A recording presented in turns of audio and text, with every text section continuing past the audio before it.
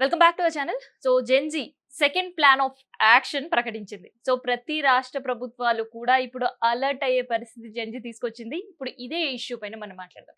ఎందుకంటే కేవలం NEET exam తో వాళ్ళ ఉద్యమం ఆగలేదు. గ్రామ స్థాయి నుంచి జిల్లా స్థాయి నుంచి మండలాల వరకు కూడా ప్రతి చోట ప్రభుత్వ పాఠశాలను బలోపేతం. సో ఇదే జెన్జీ తీసుకున్న నినాదం. సో దీనిపైన ఎలా పోబోతుంది, ఇలాంటి ఇష్యూస్ అని కూడా మాట్లాడదాం. ప్రజెంట్ మనతోటి మాస్టర్ అనిల్ గారు ఉన్నారు స్టూడియోలో. నమస్తే అండి. నమస్కారం అండి. నమస్కారం. So gen Z first phase of trial అయిపోయింది. సో సెకండ్ సినిమాకి సిద్ధం అవుతున్నారు. First blast for the country. First blast, first gun shot. Next is mission gun only. Next వచ్చేది అంటే నిన్న చూస్తా ఉన్నా, Abhijit announced next target Modi. నేను అన్నదేమంటే I think Indian youth are waking up very late. అంటే మనకి నేపాలోడు, బంగ్లాదేశోడు, శ్రీలంకోడు నేర్పించాల్సిన పరిస్థితి కాదు. కానీ final at least they have taken a right target, correct target మీద గురి పెట్టారు ఇప్పుడు. ఎందుకంటే that is wear the whole thing is. ఈ గత 3 టర్మ్స్లో ఇప్పుడు నెక్స్ట్ టార్గెట్ మోడీ రిజైన్ అంటున్నారు. సో మోడీకి ఏమంటే నెక్స్ట్ టార్గెట్ అంటే వాళ్ళు రాకముందే నువ్వు రిజైన్ చేసి దొబ్బే, నీకు చాలికే నువ్వు దేశాన్ని నాశనం చేసిందని చెప్తున్నాను నేను. జెన్జీకి నేను చెప్పేది ఏమంటే, మోడీ స్వచ్ఛ భారత్ తీసుకొస్తానని చెప్పాడు. భారతదేశాన్ని నాశనం చేసిన వ్యక్తి మోడీ. వీళ్ళ మనసుల్లో ఈ మత రాజకీయం లేదు వీళ్ళకి. 400 మిలియన్ యంగ్ పీపుల్ ఉన్నారు మనకి జెన్జీ అంటే. వాళ్ళని ఒకసారి గ్లోబల్ పర్స్పెక్టివ్ చూసుకున్నామంటే వాళ్ళకి మనకి 9% అన్ఎంప్లాయ్మెంట్ ఉంది. అవుట్ సైడ్ జెన్జీకి 3%, గ్లోబల్గా 3% అన్ఎంప్లాయిడ్ ఉంటారు అక్కడ. మనకి అన్ని విషయాలు వెనకబడి, ఎందుకంటే వీళ్ళని టైం పాస్ పాలిటిక్స్లో, క్యాస్ట్ రిలీజియస్ పాలిటిక్స్లో వీళ్ళని గత 4-3 టర్మ్స్ వీళ్ళని పెట్టేసి. ఒకసారి జెన్జీ ఏ పాలిటిక్స్ లోకి వెళ్తుంది అనేది ఇప్పుడు టాపిక్ కాదు. జెన్జీ అనేది సెకండ్ టర్మ్ వాళ్ళ దేనిపైన అనేది ప్రకటించింది. So they are targeting government schools. ఎలా అంటే గవర్నమెంట్ స్కూల్స్ కాదు. I think you should understand gen Z's pulse ఏంటంటే, జెన్జీ ఎందుకు సక్సెస్ అయ్యిందంటే, ఇది తీసుకోపోతే సక్సెస్ కాదు. జెన్జీ కూడా మేము స్కూల్స్ వెనకాల పోతాము, ఏమంటారు, ఆల్ ద గవర్నమెంట్ స్కూల్స్లో అన్ని ఫెసిలిటీస్ బాగున్నాయి. That is not your main agenda. Gen Z, listen to me, I'm telling you, your main agenda, నువ్వు ఎందుకు సక్సెస్ అయినావు అంటే అకౌంటబిలిటీని తెచ్చినావు. ప్రధాన అనేటోడు నేను రాజీనామా చేయను, నా ఇష్టం అని అంటే వాడిని గుంజి రాజీనామా చేయించిన సక్సెస్ అయ్యాను. Global media is watched you, your success, you are the heroes today. So నువ్వు దాన్ని కంటిన్యూ చేయాలి. ఇక్కడ జవాబుదారీతనం అంటే మోడీని పట్టుకుని గుంజాలి. నెక్స్ట్ ఏమి రా, నువ్వు ప్రెస్ మీట్ ఎందుకు చేయవు అని అడగాలి. అదే జవాబుదారీతనం అంటే. ప్రభుత్వ స్కూల్స్ ని రిఫార్మ్ చేయటము, ఫెసిలిటీస్ చేయడం, ఇవన్నీ part of the whole thing called accountable. అంటే ప్రభుత్వాలు మారుతున్నాయి రాష్ట్రాల్లో, కానీ ఎక్కడ కూడా నేను అనేది ఏమంటే, ప్రభుత్వ పాఠశాలలకి వెళ్ళాలా, ఎడ్యుకేషన్ పరిస్థితులు చూడాలా, అకౌంటబిలిటీ తేవాలా. అంటే గ్రాస్ రూట్లకి వెళ్తున్నారు, which is very good. That's what I said. నేను అంటే ఏమంటే 100 స్మార్ట్ సిటీస్ డెవలప్ చేస్తామని వచ్చాడు కదా మోడీ. 100 స్మార్ట్ సిటీస్లో నువ్వు డెవలప్ చేయగలవు, నీకు ఒక్కడికే ఛాన్స్ ఉంది. జెన్జీకి ఎందుకు అంటే జవాబుదారీతనం తీసుకొచ్చేటువంటి ఆలోచన జెన్జీ చేసింది ఇప్పుడు దాకా. భారతదేశానికి ఏం లేదు. ఇప్పుడు బీజేపీ వాడు ఏదంటే వాడు చేసుకెళ్ళిపోతూ ఉంటాడు, ఇన్స్టిట్యూషన్స్ వాడుతున్నాడు, ఈడీని వాడతాడు, సిబిఐని వాడతాడు. వాడిని అడిగేవాడు ఎవడున్నాడు? ప్రధానమంత్రి అనేవాడు ప్రెస్ మీట్ చేయడండి. వాడు అసలు లోపల రానిచ్చుడేంటి? వేరే డెమోక్రటిక్ కంట్రీ రైట్. సో ఇప్పుడు దాకా అడిగేదానికి ఎవరికి దమ్ము లేదు. ఎవరిని అడిగితే వాళ్ళ మీద కేసులు వేసేసి లోపల వేసేస్తాను, తిహార్ జైలు పంపిస్తూ ఉన్నారు. అంటే ఇప్పుడు జెన్జీ ఏంటి, లాఠీలు దెబ్బలు తిని బుల్లెట్లు తీసుకొని వాళ్ళు నిలబడుతున్నారు అక్కడ. సో సక్సెస్ అయినావు కాబట్టి నేను అనదామంటే we are with you, but become major force in India. You should become a major force. ఎట్లా అంటే 100 స్మార్ట్ సిటీస్లో ఒక్కొక్క సిటీలో 1 మిలియన్ మంది వచ్చేటట్టుగా ప్లాన్ చేయండి. చిన్నగా ప్లాన్ చేయమాకండి. స్కూల్స్కి వెళ్ళాలా, స్కూల్స్ రిఫార్మ్ చేయాలా, ఖచ్చితంగా గ్రాస్ రూట్లకు వెళ్ళాలా, గ్రాస్ రూట్లో ఉన్నటువంటి యూత్ని మొబిలైజ్ చేసుకోవాలా, తీసుకురావాలి రోడ్ల మీద. జంతర్ మంతర్లో కూర్చొని మేము 5 లక్షల మందితో ధర్నా చేస్తామంటే అది దేశం రిఫార్మ్ కాదు. మోడీ లాంటి వాడు వెళ్ళిపోవాలంటే నీ ప్లానింగ్ కూడా అట్లానే ఉండాలి. అట్లా ఉన్నప్పుడే మోడీకి మనం వ్యతిరేకమా ఫర్ కాదు ఇక్కడ issue. We are trying to build country. Issue ఏంటంటే భారతదేశంలో ఉన్న యూత్, చైనాలో ఉన్న యూత్, వాళ్ళ ప్రొడక్టివిటీ ఏంటి, మన ప్రొడక్టివిటీ ఏంటి? స్కూల్కి వెళ్ళాలా, కాలేజ్కి వెళ్ళాలా, కాంపిటేటివ్ ఎగ్జామ్కి వెళ్ళాలా, జాబ్ పడ్డాలా, గవర్నమెంట్ జాబ్లు ఎన్ని ఉన్నాయి? వీళ్ళకి మ్యానుఫ్యాక్చరింగ్ గురించి ఎవరు చెప్తున్నారు? ఏఐ గురించి ఎవరు చెప్తున్నారు? అంటే ఆ ఏరియాలో వీళ్ళకి ఫెసిలిటీ ఏమి ఇస్తున్నారు? స్టార్టప్ గురించి ఎవరు ఇస్తున్నారు? సో వీళ్ళకి వేరే డైవర్సిఫికేషన్ ఎక్కడుంది? Youth again like the number 1 populated country in the whole world today, India. So వీళ్ళు ఫైనల్గా బయటకు వచ్చారు కాబట్టి ఈ మూమెంట్ని ప్రాపర్గా గైడ్ చేసి ఇది దేశాన్ని రిఫార్మ్ చేసే విధంగా దీన్ని రూపొందించాల్సిన బాధ్యత ప్రతి మెచ్యూర్డ్ లీడర్ మీద ఉందని నేను చెప్తున్నాను అన్నమాట. పార్టీలకి అతీతంగా రిలీజియస్ పాలిటిక్స్ చేశారు, ఇంకొకసారి రిలీజియస్ పాలిటిక్స్ చేస్తాను అంటే వాడు భయపడేటట్టు చేయాలి. So Gen Z, cockroach Janata party already చాలా క్లియర్ లైన్ గా ప్రకటించింది, మేము పాలిటిక్స్ కి రాము, పాలిటిక్స్ చెయ్యము, పాలిటిక్స్ గురించి మాట్లాడము. Of course politics declared. So వాళ్ళ ఎజెండా అంతా ఏంటి అంటే ఎడ్యుకేషన్ సిస్టము వాళ్ళ ఎజెండా మొత్తం ఏంటంటే ఇప్పుడు మోడీ ఏ స్కూల్ ప్రిన్సిపల్ రిజైన్ చేయమని అడుగుతున్నారు? కాదు కదా.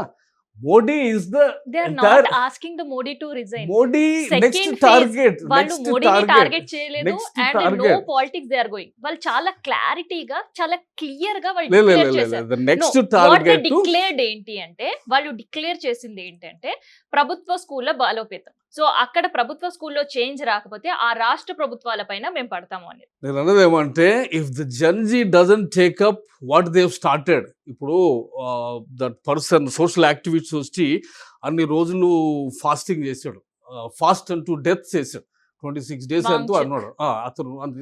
అంటే వీళ్ళందరూ చేసినటువంటి త్యాగాల కారణం ఏంటంటే జవాబుదారీతనం. సో ఇప్పుడు జెన్జీ కూడా ఆ ట్రాక్లో వెళ్ళకపోతే, ద అపోజిషన్ హాజ్ ఫెయిల్డ్ కాబట్టి మోడీ ప్రెస్ కాన్ఫరెన్స్ చేయకుండా తిరుగుతున్నాడు.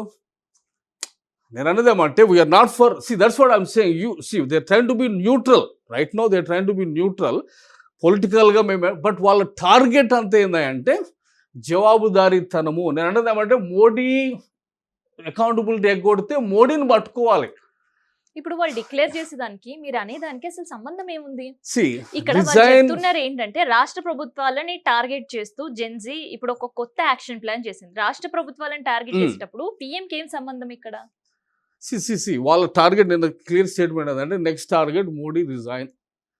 Did they declare? Did they actually said that? Yeah, the opposite yesterday's press meet లో చెప్పింది ఏంటంటే, మా నెక్స్ట్ టార్గెట్ మోడీనే. Modi should resign. The next target is Jantar Mantar 2.0 ఏంటంటే, next Gen Z target ఏంటంటే మోడీ షుడ్ రిజైన్. అది దానికోసం మేము దేశవ్యాప్తంగా వెళ్ళబోతున్నాము, దానికోసం మేము స్కూల్ను పట్టుకోబోతున్నాము, స్కూల్ ఎడ్యుకేషన్ సిస్టమ్ బయటకు తీసుకురాబోతున్నాము, ఇవన్నీ మాట్లాడుతున్నారు వాళ్ళు. సో వాళ్ళ మెయిన్ కాన్సెప్ట్, కోర్ కాన్సెప్ట్ ఏంటంటే అకౌంటబిలిటీ. ఏంటంటే వాళ్ళు ఒక్కటే స్కూల్ పట్టుకున్నారంటే మళ్ళీ వాళ్ళని పక్కన పడేస్తుంది సొసైటీ. ఒక స్కూల్ తోటి దేశం బాగుపడదు. నేను అన్నదేమంటే, ద హోల్ పాయింట్ వాళ్ళది ఏంటంటే, వాళ్ళు స్టార్ట్ చేసింది అకౌంటబిలిటీ కాబట్టి అదే ట్రాక్లో వెళ్తేనే వాళ్ళు కూడా సక్సెస్ అవుతారు. అదే ట్రాక్లో వెళ్ళాలంటే నేను చెప్తుంది కాబట్టి 100 సిటీని టార్గెట్ చేయాలా, ఒక్కొక్క సిటీలో మిలియన్ మందిని తీసుకొని రావాలా, జవాబుదారీతనాన్ని బయటకు తీసుకురావాలా. మోడీ కాకపోతే మోడీ, లేకపోతే ఇక్కడ రేవంత్ రెడ్డి అయితే రేవంత్ రెడ్డి. అకౌంటబిలిటీని ఎవరు ఎగ్గొట్టి తిరుగుతున్నారో ప్రతి ఒక్కరిని బయటకు లాక్కొచ్చేటట్టుగా మాట్లాడాలి. ఇట్లా మాట్లాడుకుంటూ వస్తేనే భారతదేశం నెక్స్ట్ ఎలక్షన్ కల్లా స్వచ్ఛ భారత్ అవుతుంది. మోడీ ఏదైతే తీసుకొచ్చాడో, ఆయన స్వచ్ఛ భారత్ అని టాయిలెట్లు కట్టాడు, కానీ రైతులకి వాళ్ళ ఇన్కమ్ డబుల్ చేస్తాడు. అది గాలికి వదిలేస్తాడు. రామ మందిరం కట్టాడు. రామ మందిరం కట్టిన దానికి కమ్యూనల్ డిఫరెన్సెస్ క్రియేట్ చేసి ఓటు బ్యాంక్ పాలిటిక్స్ చేయడానికి. సో ఈ స్కెచ్ అంతా నడుస్తుంది ఒక వైపున. జవాబుదారీతనం లేదు. మీరు రైతుల కోసం పిఎం కిసాన్ సంబంధించిన పథకం కంటిన్యూ అవుతూనే ఉంది. This is where Gen Z is important. ఇక్కడ జెన్జీ పాత్ర ఏంటంటే, చదువుకున్న వాళ్ళు కాబట్టి వీళ్ళు డేటా మాట్లాడాలి. 2 crore జాబ్స్ ఇస్తారని చెప్పిన per year. So where is the data? Where is your evidence? How many jobs did you actually create? Bring me the data or else resign now. So Rama మందిరం కట్టినావు బాగానే ఉంది, 370 ఆర్టికల్ చేసినావు బాగానే ఉంది, అవన్నీ నీ మతానికి సంబంధించినటువంటి ప్రోగ్రామ్స్ చేసుకున్నావు బాగానే ఉంది. బట్ రైతులు కాళ్ళకు వదిలేసేసినావు కదా, అక్కడ జవాబుదారీతనం కావాలి కదా. జవాబుదారీతనం అడిగేటి వాళ్ళు ఎవరన్నా అపోజిషన్ అడగలు, వాళ్ళు అడగలేకపోయినారు. ఇప్పుడు మొన్న పంజాబ్ నుంచి వీళ్ళకి ఎందుకు సపోర్ట్ వచ్చారు? పంజాబ్ వాళ్ళు జంజీ ఫైట్ చేస్తున్నప్పుడు రోడ్ల మీదకి వచ్చారు. దేనికి వచ్చారు? Because their motto is accountability. అది ట్రాక్ మారారనుకో, gen Z will become an other kids programme. I'm telling you in writing, I can give it in writing.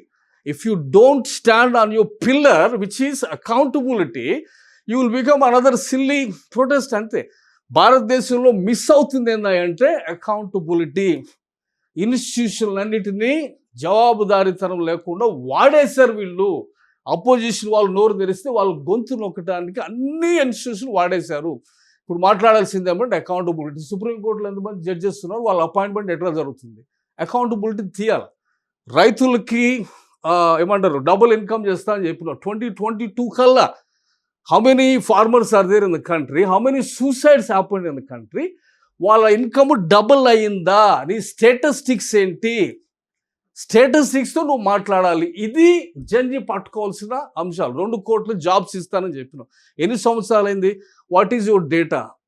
ఎందుకు? ఏమైంది? అంటే ఇవి అడగాలి. ఎవిడెన్స్ కోసం జంజీ ఖచ్చితంగా గవర్నమెంట్ నిలదీసి ఇక్కడ మోడీకి రాజీనామా గురించి మాట్లాడటానికి ఇక్కడే వాళ్ళకి అవకాశం ఉంది.